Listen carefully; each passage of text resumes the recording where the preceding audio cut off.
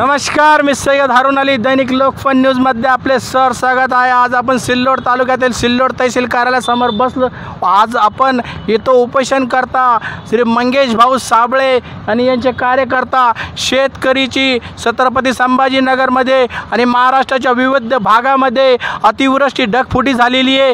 त्याबद्दल एकरी शेतकऱ्यांना 50,000 रुपये मिळावा याकरता गोरगरीब शेतकऱ्यासाठी इथं बसलेले मंगेश भाऊ साबळे यांच्याकडून जाणून घेऊ। आज उपोषणाचा तिसरा दिवस आहे। नेमकं आपलं उपोषण किती दिवस राहणार आहे आणि हा देशाने या संविधानाने सगळ्यांना आपली बाजू मांडायचं, आपले अधिकार मांडायचं एक अधिकार दिलेला आहे या संविधानाने। मंगेश भाऊ, दैनिक लोकफन न्यूजमध्ये आपले स्वागत आहे। नमस्कार, वेलकम टू साहेब। बोला आपली प्रतिक्रिया।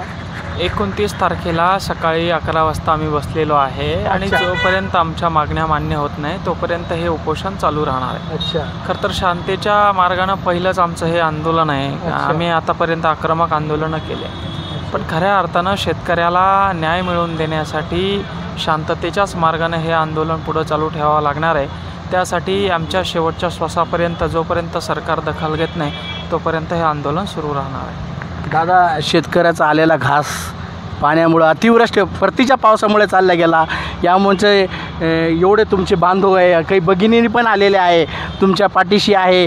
आणि तहसीलदार सोनी साहेब काय बोलले आणि सरकारचं वरून काय आहे थोडंफार काही? अजून तर काही हालचाली दिसत नाही आहे। आमचे शेतकरी अजून थोडं कामामध्ये व्यस्त आहे। जसे जसे शेतकरी रस्त्यावर येतील, बाहेर येतील, उपोषणाकडे येतील तसं तसं सरकारला दखल घ्यावं लागेल।